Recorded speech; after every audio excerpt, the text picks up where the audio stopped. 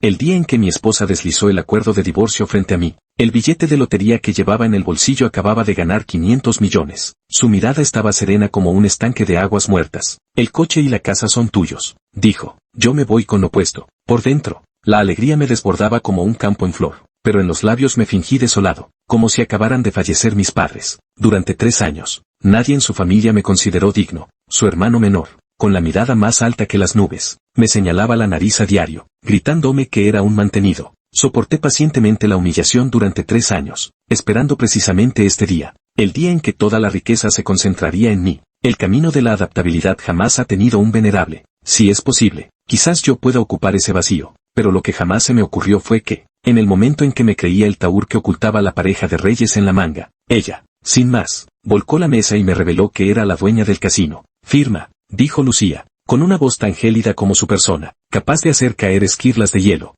Mis ojos se posaron sobre el documento que descansaba sobre la mesa, el acuerdo de divorcio, mientras en mi fuero interno aquella tonadilla de, hoy es un día estupendo, llevaba ya repitiéndose 800 veces. Sin embargo, en mi rostro aún debía interpretar la jodida expresión de quien contempla cómo se le viene el cielo encima. Ya no había margen alguno, mis manos temblaban, en parte fingido, en parte por la excitación. En el bolsillo, aquel billete de lotería arrugado, cargado con 500 millones, me quemaba la entrepierna. Aquella tarde, de regreso a casa, pasé frente a la lotería, al azar, pedí que la máquina me generara 5 combinaciones. Jamás imaginé que, al caer la noche y anunciarse los números ganadores, la primera combinación coincidiría exactamente con mi segunda apuesta. No pegué ojo en toda la noche, contando y recontando los ceros hasta la madrugada. Al despuntar el alba, fui a cobrar el premio, después de impuestos, 400 millones, listos, depositados en mi cuenta de ahorros. Ahora soy multimillonario, y mi esposa Jian, esa mujer que lleva casada conmigo 30 años, durmiendo en camas separadas 3, y que aún así me trata con indiferencia, quiere divorciarse. Ella no sabe que gané el premio mayor, no sabe absolutamente nada. Ricardo, deja ya la comedia, que no tiene gracia, dijo Lucía, alzando la taza de café y dando un sorbo sin siquiera alzar la mirada. Tú y yo sabemos perfectamente en qué punto estamos. Lo sabía perfectamente. Hace 3 años, ella y yo éramos compañeros de universidad.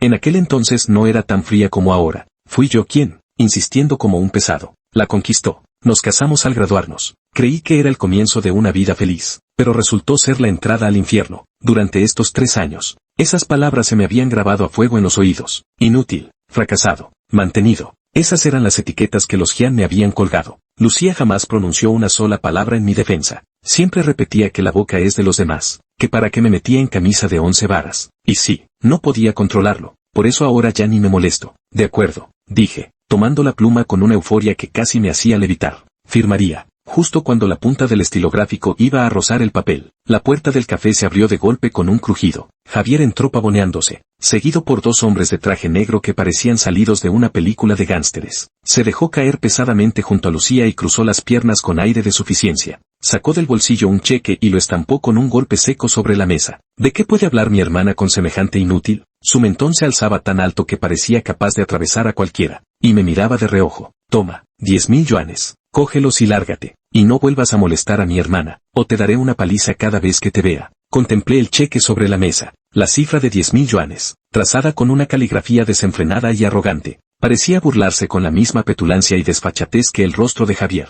Esbocé una sonrisa. El yo de antaño probablemente se habría ruborizado. Habría apretado los puños hasta blanquear los nudillos, pero ni siquiera se habría atrevido a soltar un suspiro de protesta, porque entonces, carecía del dinero, y por tanto, de la autoridad, para hacerlo. Pero ahora todo era distinto. La solidez de esos 400 millones bastaba para erguir mi espalda más recta que un poste de telégrafos. Javier, comencé con parsimonia, con un tono bajo pero nítido. ¿Acaso crees que tener dinero te hace superior? Javier se quedó desconcertado, como si no esperara que le replicara. Soltó una risotada burlona. ¿Cómo que te molesta que te digan mantenido? De arriba abajo. ¿Qué cosa no es de la familia Jian? El coche que conduces, la casa donde vives, incluso esta mugrienta camiseta que llevas puesta, todo te lo ha comprado mi hermana. ¿Con qué derecho te me enfrentas? Tenía razón en todo lo que dijo. Un fuego interior, contenido hasta entonces, brotó de repente en mi pecho. 3 años de agravios, de resentimientos y de rabia contenida hallaron por fin una salida, a punto de estallar. Pero me contuve. No valía la pena encolerizarme con semejante imbécil. Si él me ladraba, ¿acaso debía responderle ladrando yo también? Tomé aquel cheque y, ante sus ojos, lo desgarré con parsimonia por la mitad. Crujir.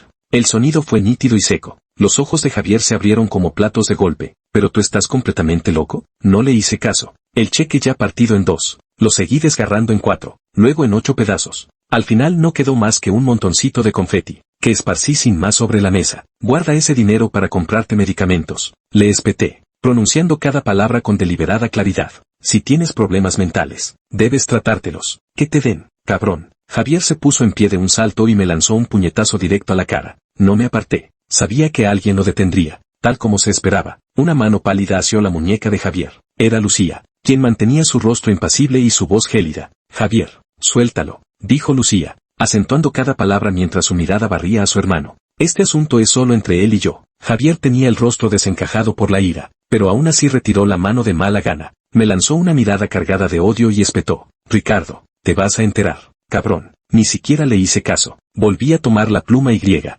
Al pie del acuerdo de divorcio, firmé mi nombre con trazo firme. Las 2 sílabas de Ricardo fluyeron sobre el papel con una ligereza que nunca antes había sentido. Tras firmar, deslicé el contrato hacia Lucía. Listo. Me levanté, acomodándome el cuello de la camisa. Me sentí como un preso que al fin se libera de sus grilletes. Te deseo que encuentres a alguien de tu mismo nivel. Adiós. Dicho esto, me encaminé hacia la puerta sin volver la vista atrás. A mis espaldas, la voz de Lucía llegó, tenue y distante. Ricardo. Me detuve en seco sin volverme. Ese billete de lotería lo compraste tú. Algo se me encogió dentro. ¿Cómo podía saberlo? Me giré de golpe y clavé la mirada en Lucía. Su expresión permanecía impasible, pero en sus ojos parecía anidar algo que no lograba descifrar. ¿Qué lotería? No sé de qué me hablas, repuse, con el corazón latiéndome a toda prisa, aunque en el rostro fingí una calma absoluta. 400 millones. Eso no es cualquier cantidad. Si ella llegara a enterarse, y aplicándolo de los bienes gananciales del matrimonio, me tocaría cederle la mitad.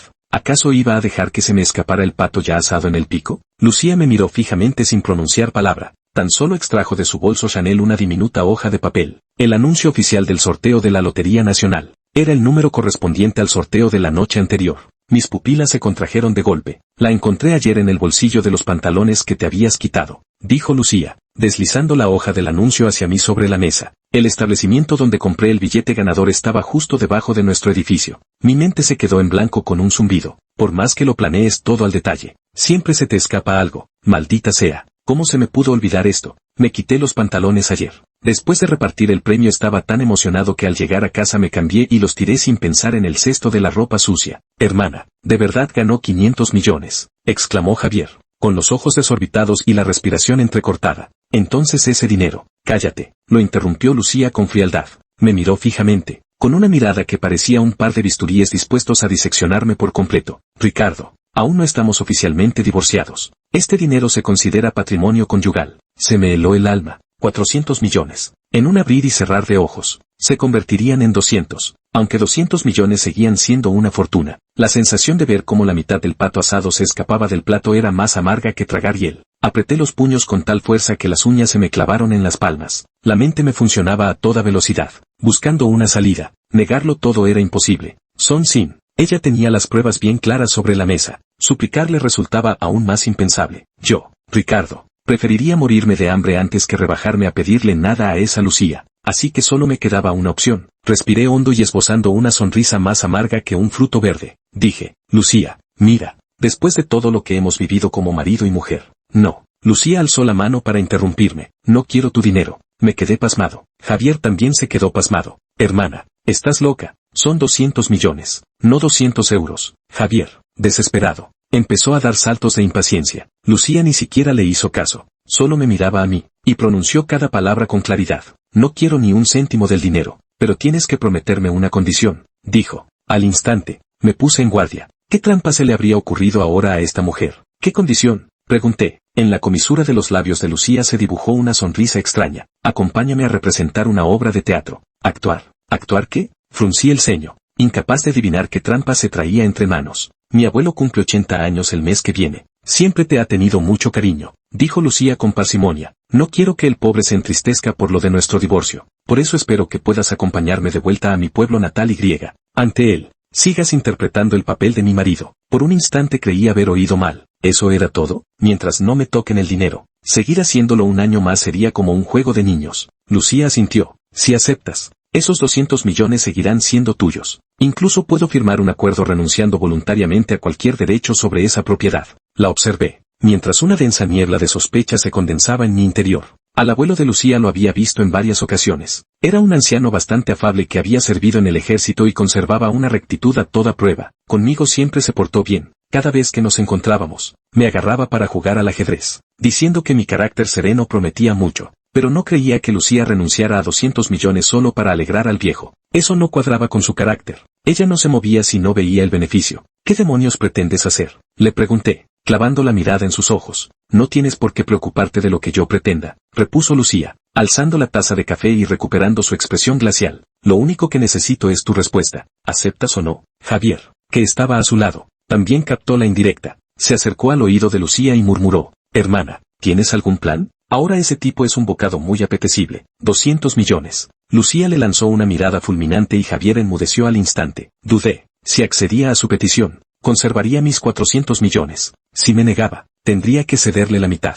Hasta un necio sabría hacer ese cálculo, pero yo sentía que aquel asunto no era tan sencillo. Era como una trampa, una inmensa trampa cuyo cebo eran 200 millones. ¿Cómo puedo saber que después no te arrepentirás?, pregunté. Podemos ir ahora mismo a la notaría pública, propuso Lucía. Lo escrito, negro sobre blanco, tendrá validez legal. Ella lo tenía todo calculado. Contemplé su rostro impenetrable y de pronto me invadió una intensa irritación. Llevaba 3 años viviendo bajo su control, y ahora, cuando por fin contaba con recursos para darle la vuelta a la situación, seguía sintiéndome como un títere en sus manos. De acuerdo, dije, apretando los dientes. Acepto tu condición, pero también tengo una condición, dije, clavando la mirada en ella. Una vez terminada esta obra, quedamos en paz de verdad. De hoy en adelante, tú serás tú y yo seré yo. El camino es ancho. Cada cual tomará su rumbo. Los ojos de Lucía parpadearon con un destello fugaz, tan rápido que creía haberlo imaginado. De acuerdo, asintió. Trato hecho. Al salir de la cafetería, me sentía como si estuviera soñando.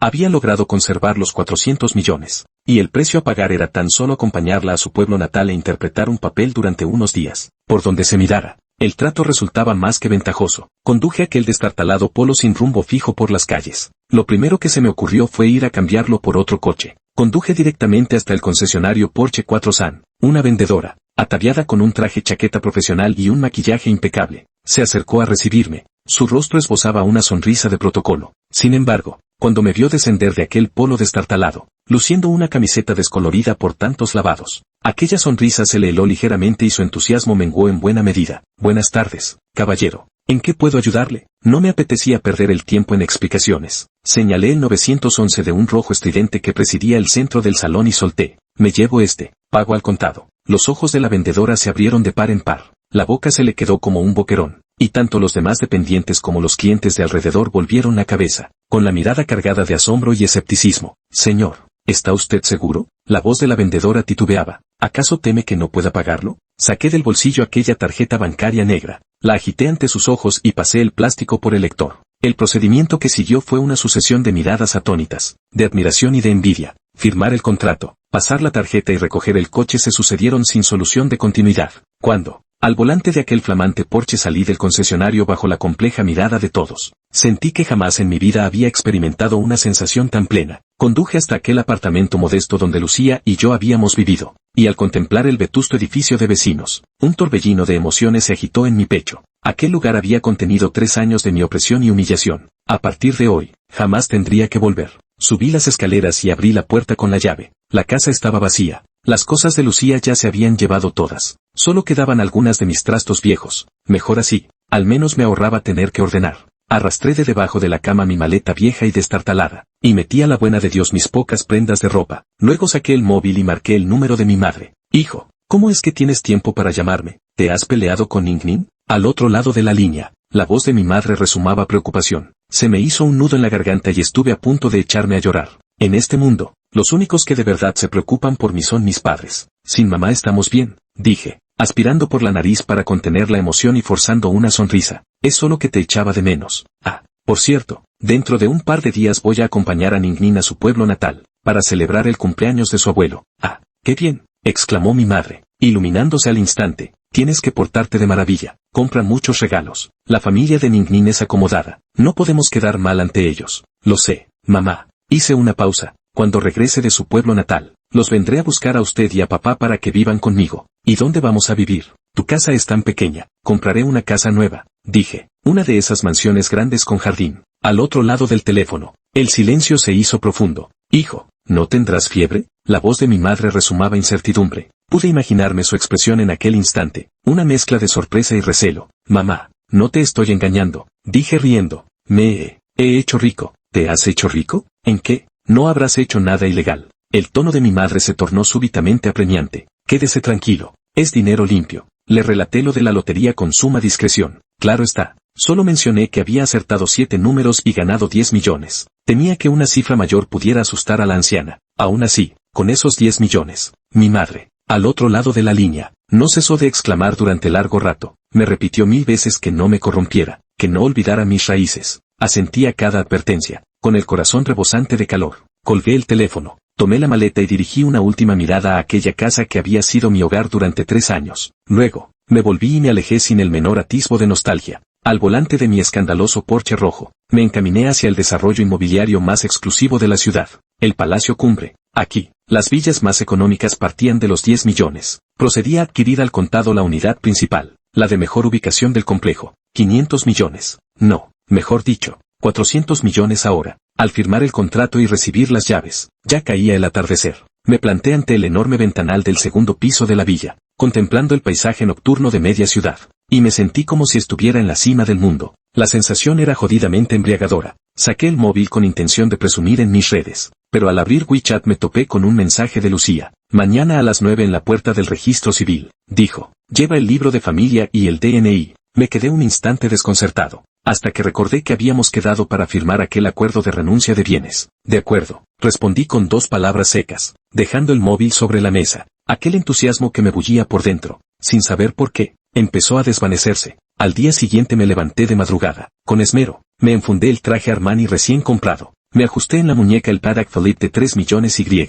Al volante de mi Porsche me presenté puntual a las puertas del registro civil. Creí que vería una expresión de asombro en el rostro de Jian Wan, pero no fue así. Ella mantenía aquella actitud serena e imperturbable, limitándose a pasar la mirada fugazmente por mi llamativo deportivo rojo. Con tono desapasionado, comentó, «¿Te va bien?» No supe si me elogiaba o me ridiculizaba. El trámite transcurrió sin contratiempos. Ante la presencia del notario, Lucía estampó su firma en aquel acuerdo, renunciando voluntariamente a cualquier derecho sobre mi premio de 500 millones. Al sostener en mis manos el acta notarial, la última piedra de angustia que albergaba mi corazón cayó por fin al suelo. Al salir del registro civil, Lucía me anunció que partiríamos pasado mañana. A las 7 de la mañana paso a recogerte. Yo agité las llaves del Porsche que llevaba en el bolsillo y repuse, «Tengo coche propio». Lucía me lanzó una mirada, sin añadir palabra. Se volvió y se encaminó hacia la acera, donde un Bentley Mulsanne negro se deslizó en silencio hasta detenerse ante ella. Un chofer, vestido de traje y con guantes blancos, bajó del vehículo y le abrió la puerta con gesto respetuoso. Me quedé paralizado en el mismo sitio, observando cómo aquel lujoso automóvil de casi 10 millones de yuanes se alejaba levantando una nube de polvo. Por primera vez, empecé a albergar dudas sobre la verdadera identidad de Lucía. ¿Acaso su familia no era solo dueña de una pequeña empresa? ¿Desde cuándo un simple chofer conducía un Bentley? Esta incertidumbre dio vueltas en mi cabeza durante 2 días, hasta la mañana en que partimos hacia el pueblo natal de Lucía. Conduje mi 911 hasta una zona que jamás había pisado, siguiendo las indicaciones que ella me había dado. Era una mansión, sí, una auténtica mansión, con una verja de hierro forjado y ornamentada, altos muros perimetrales y una avenida arbolada que se perdía en la lejanía. En la entrada, 2 guardias de seguridad, impertérritos como agentes de película, custodiaban el acceso. Aparqué el coche frente a la entrada y me costaba creer lo que veían mis ojos. Llamé a Lucía por teléfono. ¿Seguro que la dirección que me diste es correcta? Sí, sí. Entra, repuso ella. La puerta principal se abrió lentamente. Conduje por la finca durante un buen rato, unos 5 minutos completos, hasta que avisté una mansión descomunal, comparable a un castillo. Frente a su entrada se alineaba una hilera de coches de lujo, Rolls-Royce, Bentley, Maybach. Mi Porsche 911 estaba allí dentro. Parecía un juguete diminuto. Lucía me aguardaba junto a la puerta, ataviada con un vestido blanco de gasa, la melena suelta sobre los hombros. No parecía aquella ejecutiva de Temple Glacial, sino una princesa escapada de un cuento de hadas. Mientras descendía del automóvil, sentí que me flaqueaban las piernas. «Es tu casa, Jan», dijo Lucía con despreocupación. «A mi abuelo le gusta la tranquilidad, por eso vive un poco apartado». Tragué saliva. «Un poco apartado», decía. Esto estaba a punto de convertirse en una maldita atracción turística. Solo entonces caí en la cuenta. Parecía que nunca había llegado a comprender de verdad a mi mujer. Bueno, a mí es mujer. Durante estos 3 años, Ella había vivido conmigo en aquel apartamento modesto. Conducía aquel polo de segunda mano y me entregaba 10.000 al mes para gastos. Igual que cualquier asalariado corriente y moliente. Siempre había creído que su familia no era más que unos advenedizos con algo de dinero. Pero ahora veía que mi error era monumental. ¿Cómo había podido asustarme de aquella manera? Lucía me observaba, y en la comisura de sus labios parecía esbozarse una sonrisa leve, casi imperceptible. Va, repuse con el cuello rígido. No es más que una casa un poco más grande. ¿Qué tiene de extraordinario? Aunque por dentro me revolcaba en la crítica. ¿Esto es solo, un poco, más grande? Hasta la ciudad prohibida debe de andar por estas dimensiones. Adelante. El abuelo te espera. Lucía no añadió nada más. Dio media vuelta y se encaminó hacia el interior de la villa. La seguí, sintiéndome como la anciana Liu entrando por primera vez en los fastuosos jardines Prospecto. La decoración de la villa era tan lujosa que me dejó aturdido. Un mayordomo anciano, vestido de frac y con el cabello entrecano, se inclinó respetuosamente ante Lucía. Señorita, ha regresado. El abuelo la espera en el estudio. Entendido, tío Paco, respondió ella. Seguía a Lucía a través de un largo corredor, hasta llegar ante una pesada puerta de caoba. Lucía llamó a la puerta. Abuelo, he traído a Ricardo para que le visite. Pasen, pasen, respondió desde dentro una voz anciana, pero enérgica. Al abrirse la puerta, en el estudio se hallaba un anciano vestido con un traje tradicional chino, de aspecto vivaz, sentado en un sillón de madera tallada. Al verme, su rostro se iluminó al instante con una sonrisa afable. Vaya, asistente Luis, acércate, déjame que te eche un vistazo. Abuelo, avancé a regañadientes, esbozando una sonrisa forzada. El anciano Jian me tomó de la mano, escudriñándome de arriba abajo antes de asentir con satisfacción. Muy bien, dijo. Estás más robusto que la última vez. ¿Cómo te va en el trabajo? ¿Todo bien? Respondí, con la voz cargada de inseguridad. Ya he dejado el empleo, con 70 millones en el bolsillo. ¿Quién demonios iba a seguir en ese trabajo de mierda? Me alegra oírlo, dijo el anciano, dándome unas palmaditas en la mano. Los jóvenes no deben temerle a las penalidades. A Ning Ning, desde pequeña, la hemos malcriado. Tiene mal genio. Espero que seas comprensivo. ¿Qué va? Ning Ning es encantadora, repuse con una risa forzada, sintiendo como la espalda se me empapaba en sudor. Tras intercambiar unas palabras con el anciano, entró un hombre de mediana edad. Tendría unos 50 y tantos años, con un rostro cuadrado que transmitía autoridad incluso sin fruncir el ceño. Al verme, sus cejas se contrajeron en un gesto apenas perceptible. Papá, ya es hora, dijo. Los invitados han llegado. Muy bien, asintió el anciano, y luego se volvió hacia mí. Luis, ven, te presentaré a los familiares. Me tomó del brazo y me condujo hacia el salón de banquetes. El salón del banquete resplandecía en oro y jade, como un palacio imperial.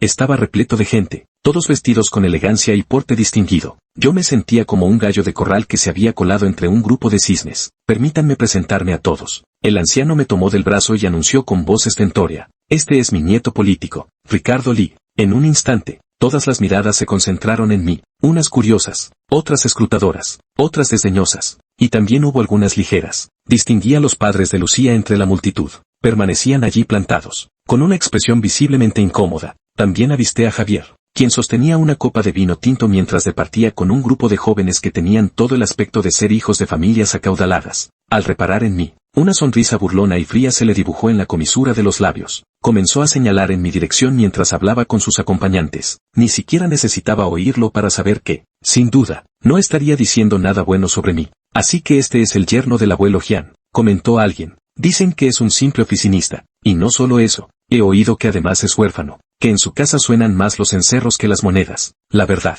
no sé qué le habrá visto Lucía. ¿Será que le atrae que sepa lavar la ropa o cocinar? Ja, ja, ja. Quizás sea porque es bueno en la cama. Los comentarios a mi alrededor no eran ni altos ni bajos, pero llegaban justo a mis oídos. Apreté los puños mientras sentía cómo me ardía el rostro. Fue entonces cuando una voz cargada de sarcasmo resonó. Vaya, si no es Ricardo Li, ¿cómo es que, al enterarte de que mi hermana tiene dinero, te has vuelto a pegar como una lapa? Era Javier.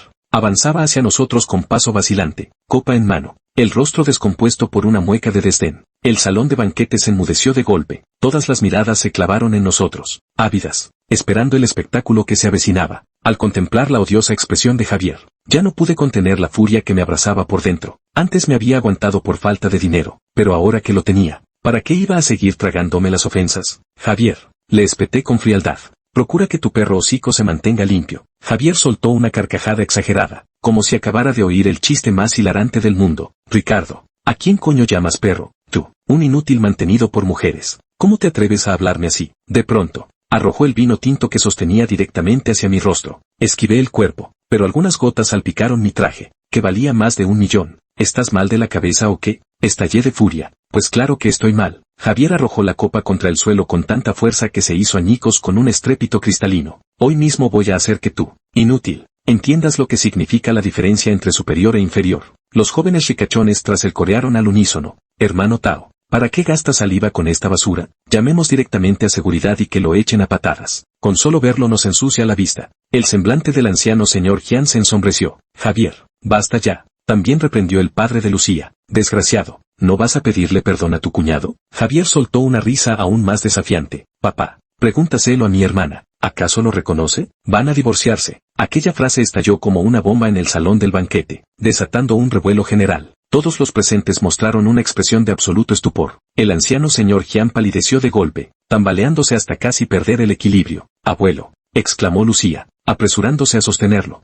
Al oír la palabra divorcio, el anciano miró a Lucía y luego a mí, con una expresión de total incredulidad. Lucía, ¿qué está pasando? La cara de Lucía también había palidecido. Me lanzó una mirada suplicante. Por dentro, solté una risa fría. Ahora sí que me necesitaba. ¿Y antes? ¿Dónde había estado? En un principio, pensé en confesar directamente, arruinar por completo esta farsa y dejar a Lucía en evidencia. Pero al ver la mirada de decepción y pesar del anciano, me sentí algo indeciso. Al fin y al cabo, el pobre hombre era inocente. Respiré hondo, di un paso al frente y sostuve el otro brazo del anciano. Abuelo, no le haga caso a Javier, dije sonriendo. Solo tuvimos una pequeña discusión hace un par de días. Es normal que los recién casados tengan sus desavenencias. Tonterías, replicó al instante Javier. Yo mismo he visto el acuerdo de divorcio. Eso fue solo para asustarla. Mentí sin inmutarme, sin que el rubor me subiera al rostro. Entre marido y mujer, las riñas de la cabecera se arreglan a los pies de la cama. ¿A qué sí, cariño? Me volví hacia Lucía y le guiñé un ojo con intención. El cuerpo de Lucía se tensó un instante, pero asintió en señal de complicidad.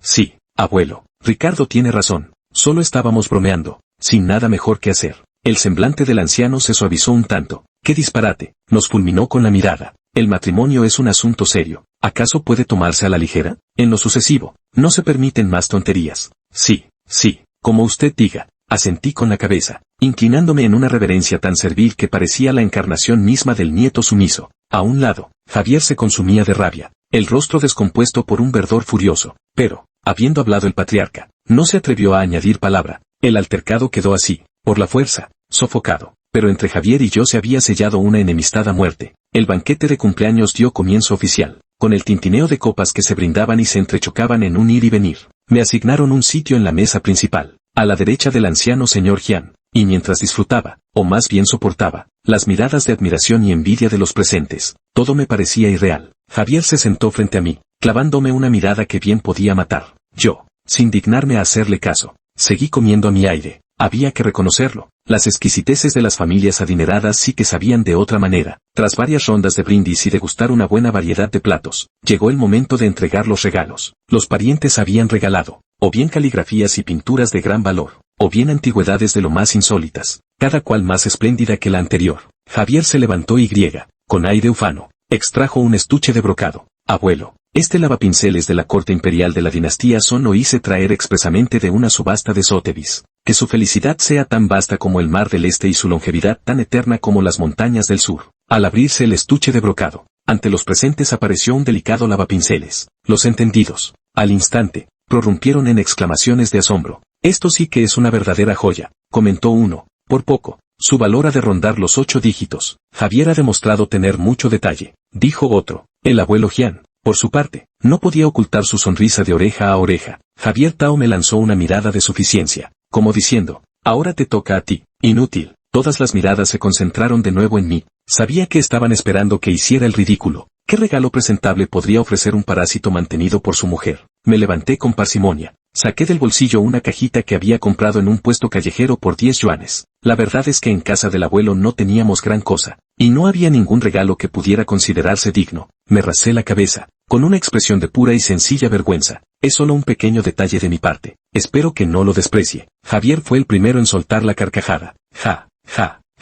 ¿Y esta caja cutre? ¿Lleva canicas de cristal dentro? Los demás prorrumpieron en risotadas generales. Los padres de Lucía, en particular, sentían tal vergüenza que habrían deseado que la tierra se los tragara. Solo Lucía permanecía ajena al escarnio. Me observaba, y en sus ojos se vislumbró un destello de algo complejo e inescrutable. Ignorando las burlas de los presentes, abrí la caja. En su interior yacían, en silencioso reposo, 3 píldoras de un negro mate y apagado. Ante aquello, el anciano señor Jian mostró cierta perplejidad. Son píldoras de salud que preparé yo mismo, expliqué. Las hice con hierbas de poco valor, pero son beneficiosas para el cuerpo. Las carcajadas redoblaron su intensidad. Joder, con la madre que lo parió. Este sí que es un charlatán de 3 al cuarto. 3 bolitas de barro. ¿En qué cabeza cabe semejante disparate? Javier Tao se desternillaba de risa, hasta el punto de que las lágrimas le asomaban a los ojos. Ricardo Humo, pero tú vienes aquí a hacer el payaso, ¿o qué? ¿Crees que mi abuelo, que ha probado todas las delicias y manjares imaginables, va a darle la más mínima importancia a tus 3 miserables píldoras? No dije palabra, solo contemplé al anciano señor Jian y afirmé con sinceridad, abuelo, aunque estas píldoras no valgan gran cosa, le serán de provecho para su insomnio y su reuma crónico. Si confía en mí, pruebe una. El insomnio y la artritis crónica del anciano señor Jian eran dolencias de larga data. Había consultado a innumerables médicos reputados sin obtener mejoría alguna. Al contemplar la sinceridad que destellaba en mi mirada, vaciló un instante, asintió con la cabeza y murmuró, muy bien, abuelito confía en ti. Tomó una de las píldoras y, ante las miradas atónitas de todos, se la llevó directamente a la boca. El salón quedó sumido en un silencio sepulcral, con todas las miradas clavadas en el anciano señor Jian. Abuelo, no puede tomarla así, exclamó Javier, presa de la angustia. ¿Y si está envenenada? El anciano señor Jian hizo un gesto con la mano, instándolo a guardar silencio. Cerró los ojos y saboreó con detenimiento. Tras aproximadamente un minuto, los abrió de golpe. Sus ojos se llenaron de asombro y éxtasis. Aquella píldora. La emoción le hizo temblar la voz. Sentí una corriente cálida que se expandía desde mi estómago, recorriendo cada rincón de mis extremidades. Mi vieja pierna, aquella que siempre me dolía sordamente con el frío, de pronto había dejado de doler. El salón del banquete quedó sumido en un silencio sepulcral. Todos me miraban como si fuera un monstruo. Javier, en particular, estaba boquiabierto, con la mandíbula desencajada hasta el punto de que habría cabido un puño en su boca. Eso es imposible, exclamó, perdiendo el control de su voz. Tiene que ser sugestión, un efecto psicológico. Yo me limité a sonreír sin pronunciar palabra. Aquella píldora no era ninguna bolita de barro. Sin embargo, el médico divino determinó, según el estado de mis padres, que sus cuerpos debilitados no podían soportar tónicos y no los tolerarían. Así que, para la función de hoy, me jugué el todo por el todo. 7 píldoras de la eterna vida, bah, no son más que 50 millones. Este viejo tiene dinero de sobra. El anciano señor Jian, emocionado, me tomó de la mano. Buen muchacho, este regalo tuyo vale más que cualquier montaña de oro o plata. Al pronunciar estas palabras, las miradas de los parientes a mi alrededor cambiaron al instante, pasando del desdén a un respeto reverencial. ¿Acaso alguien capaz de sacar semejante medicina milagrosa de la nada podría ser una persona común? El rostro de Javier Tao se tornaba ora encarnado ora pálido, cual si fuese una tintorería de 7 colores. El lavapinceles que había adquirido en subasta por casi 100 millones había visto su protagonismo arrebatado por mis 3 píldoras, baratas y sin valor aparente. El sonido de aquella bofetada moral resonaba, nítido y repetido, en el aire. Los padres de Lucía también me escrutaban con una mirada renovada, cargada de una curiosidad profunda y recién descubierta. Solo Lucía permanecía cabizbaja, sumida en sus pensamientos. Una vez concluido el banquete de cumpleaños, el patriarca Jian insistió en que jugara una partida de ajedrez con él. Asistente Luis, dime la verdad a este viejo, preguntó, reclinándose sobre el tablero. ¿De dónde sacaste esas píldoras? Fue una casualidad. Conocí a un maestro extraordinario, respondí, evasivo. El abuelo asintió 7 veces sin hacer más preguntas, contemplándome con una mirada llena de admiración. Ya lo dije antes, tú, muchacho, no eres un pez en una charca. Que Ning Ning se case contigo es una bendición para ella. En mi interior, una sonrisa amarga se dibujó. Abuelo, su nieta no piensa lo mismo. Ya me ha dado calabazas. Cuando terminamos la partida ya era medianoche, y me alojaron en una habitación de invitados de la finca. Acababa de salir del baño cuando llamaron a la puerta. Al abrir, vi a Lucía en el umbral. Se había puesto un camisón de seda que esbozaba las curvas de su figura. Una visión que me dejó la boca seca. ¿Ocurre algo? Pregunté, apoyado en el marco de la puerta, fingiendo serenidad. ¿Puedo pasar? Ella asintió. Dudé un instante, pero al final me aparté para dejarla entrar. En cuanto traspasó el umbral, un leve aroma se coló en mis fosas nasales. Mi mente se agitó, confusa. ¿Cuánto te costó esa píldora?, inquirió ella, yendo directo al grano. No mucho después, respondí. Ricardo, aunque estemos divorciados, no hace falta que nos tratemos como extraños. Me miró con una expresión compleja. ¿Cuántas cosas más me has ocultado? Sonreí. Lucía, qué pregunta tan curiosa. Estuvimos casados 3 años. ¿Y tú cuánto llegaste a conocerme realmente? ¿Sabes cuál es mi comida favorita? ¿Sabes cuál es mi mayor sueño? Ella guardó silencio. Era cierto, no lo sabía, nunca se había interesado. ¿Por qué me ayudaste esta noche? Cambió abruptamente de tema. Por los 200 millones. Respondí sin rodeos. No olvides nuestro trato. Pareció que mis palabras la habían herido, pues su semblante se ensombreció. ¿Acaso piensas que soy una persona especialmente avara y materialista? ¿Y acaso no lo eres? Repliqué. Ella sonrió con amargura. A tus ojos. Seguramente soy así.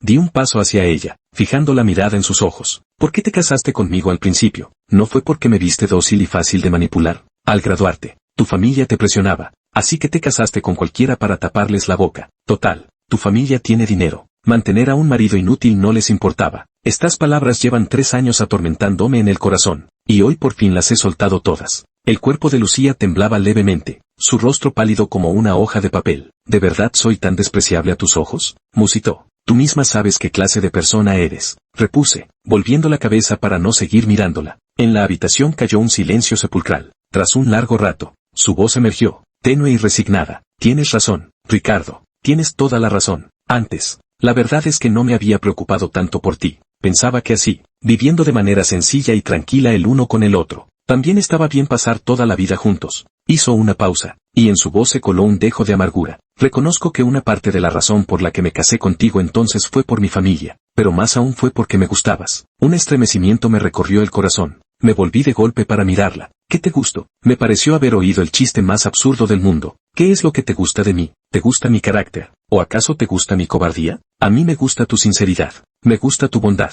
Sus ojos se enrojecieron ligeramente. ¿Todavía lo recuerdas? En mi segundo año de universidad, durante el Año Nuevo Chino, unos matones me acorralaron en un callejón. Fuiste tú quien irrumpió blandiendo un ladrillo y los ahuyentó a todos. En aquel entonces, solo llevabas puesta una camiseta tan lavada que había perdido el color, y estabas flaco como un palillo. Pero yo pensaba que eras mucho más valioso que todos esos ricachones de la universidad que paseaban en sus deportivos. Me quedé pasmado. Claro que recordaba aquel suceso, pero después de eso no habíamos vuelto a cruzarnos. Hasta que, poco antes de graduarnos, reuní el valor para declararme. Siempre había creído que su aceptación fue un impulso momentáneo. ¿Y después? Pregunté, con la voz un tanto ronca al observarla. ¿Qué fue de aquel cariño? ¿Se lo comió el perro? Luego su mirada se fue apagando. Luego nos casamos. La vida se volvió un desastre de plumas de gallina. Yo me afanaba en los negocios de la empresa. Tú te conformabas con el statu quo. Y la distancia entre nosotros se hizo cada vez mayor. Así que, esa es la razón por la que me desprecias y permites que tu familia me maltrate. Solté con una risa fría. No te desprecio. Ella replicó con vehemencia. Tan solo deseo que muestres un poco más de ambición. Te he conseguido el puesto de vicepresidente en la empresa. ¿Por qué no lo aceptas? Te ofrecí capital para que emprendieras. ¿Por qué lo rechazaste? Me quedé pasmado. ¿Cómo es posible que no supiera nada de esto? ¿Cuándo? Fue Javier quien le dije que te lo contara. Dijo que fue hace 3 años, justo cuando nos acabábamos de casar.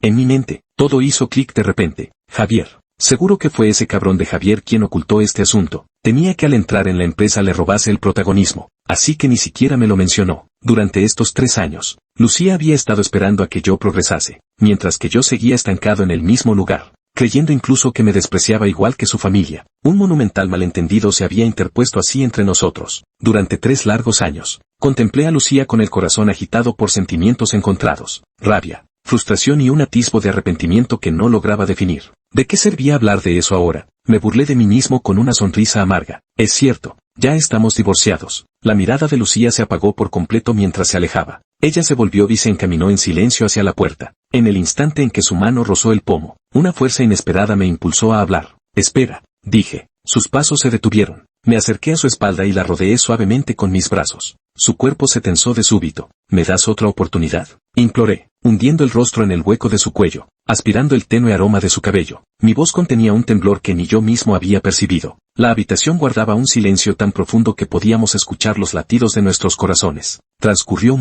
muchísimo tiempo, tanto que llegué a pensar que no respondería, hasta que al fin, muy suavemente, murmuró un sí. Al día siguiente me arrepentí. Debía de haber perdido la cabeza para haber dicho algo así. Lucía y yo ya no podíamos volver atrás, aunque Javier mediara entre nosotros. Los problemas de fondo seguían ahí. Lo que ella quería era un hombre que pudiera caminar a su lado, mientras que yo solo aspiraba a ser un pez muerto. Tras concluir el banquete de cumpleaños, abandoné la mansión de la familia Gian y me instalé en mi propia villa. Le dije a Lucía que me concediera un tiempo, que necesitaba aclarar mis ideas. pero en realidad lo que hacía era eludir la situación. Me lancé a un derroche desenfrenado. Compré coches de lujo, relojes de marca. Frecuenté los clubes más exclusivos y me rodeé de mujeres de toda índole. Intentaba anestesiarme de ese modo. Pretendía demostrar que había roto por completo con el pasado. Pero cuando despertaba a medianoche, la imagen que aparecía en mi mente seguía siendo el rostro sereno y distante de Lucía. Un mes después, en el último día de nuestro periodo de reflexión de divorcio, concerté una cita con Lucía.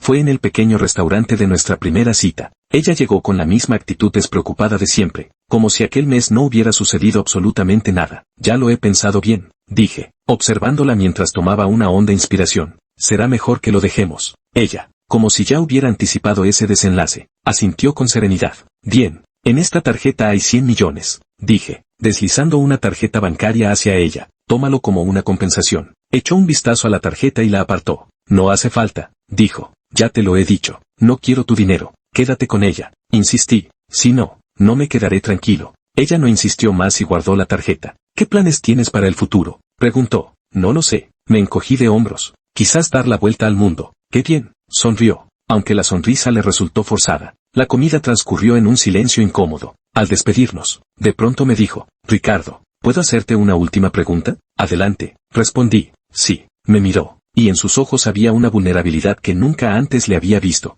Si yo no fuera hija de los Jian, si tampoco tuviera mi propia empresa, si fuera solo una persona común como tú, ¿aún así te gustaría? Me quedé paralizado. No supe responder a esa pregunta, al ver la mirada llena de esperanza que me dirigía. Al final, con crueldad y rapidez, negué con la cabeza. Su mirada se apagó al instante. Comprendí. Se volvió y se alejó con determinación. Contemplando su figura que se alejaba, sentí como si algo me hubiera atascado el pecho. Un malestar insoportable. Lo supe. Esta vez, entre nosotros, todo había terminado de verdad.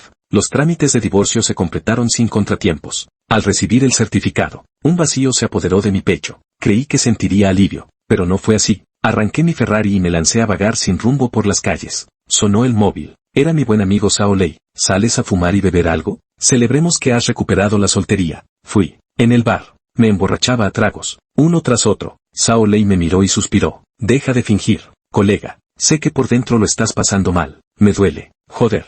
Rugí con los ojos enrojecidos. Que sí me duele. Me cago en la puta. Estoy que me salto de alegría. Soy libre. Ahora tengo pasta a espuertas. ¿Qué mujer no voy a poder conseguir? ¿De verdad crees que voy a sufrir por una Lucía? Sao Lei no dijo nada. Solo me dio unas palmaditas en el hombro. Al día siguiente desperté con una resaca feroz. La cabeza a punto de estallar. En el móvil había un mensaje sin leer. De Lucía. Me voy a un lugar muy lejano. He movido el dinero de la cuenta. La contraseña era tu cumpleaños. Ricardo, olvídame. Te deseo felicidad. Contemplé aquel mensaje de texto durante un tiempo que se me antojó eterno. Y acto seguido salí desquiciado de la villa, conduciendo como un poseso en dirección al aeropuerto. Ignoraba a qué lugar se habría dirigido. Ni siquiera estaba seguro de poder localizarla. Lo único que sabía con certeza era que no podía permitir que se marchara así, sin más. En ese preciso instante, mi teléfono comenzó a vibrar. En la pantalla aparecía un número desconocido. Descolgué la llamada. ¿Al habla el señor Ricardo?, preguntó al otro lado de la línea una voz masculina, educada y respetuosa. Soy el abogado de la señora Lucía. Ella me ha encargado que le haga llegar un documento. Media hora después, en una cafetería, me encontré con aquel letrado. Me tendió un sobre. Era un contrato de cesión de acciones, transfiriendo gratuitamente a usted el 50% de las acciones de Shenzhen Group que figuraban a su nombre. El abogado comentó que, según la capitalización bursátil actual, esas participaciones valían aproximadamente 10.000 millones. El documento temblaba entre mis manos. Grupo Estelar. Balbuceé, atónito. ¿No es una de las mayores empresas tecnológicas del país? Así es, asintió el abogado. La señorita Lucía es la fundadora y presidenta del Grupo Estelar. Mi mente quedó en blanco. Lucía era la presidenta del Grupo Estelar. Aquella mujer que había vivido conmigo durante 3 años en un apartamento modesto. Conducía un Polo de segunda mano y me daba 10.000 al mes para gastos. Resultaba ser una magnate con una fortuna valorada en decenas de miles de millones. Durante todo este tiempo, creí que yo era el que había ganado la lotería de 500 millones, que había alcanzado la cúspide de la vida. Siempre pensé que era yo quien la acompañaba en esta farsa, que era yo quien le otorgaba mi caridad. Al final, resulté ser el bufón más completo y absoluto. El abogado me tendió otra fotografía. En ella aparecía Lucía en sus años universitarios, con un vestido blanco y una sonrisa radiante. A su lado, un muchacho alto y delgado, también vestido con una camiseta blanca. La miraba con una expresión de embeleso. Aquel muchacho era yo. Al reverso de la fotografía había una línea escrita. Lo que siempre he esperado nunca fue el dinero, sino a ti.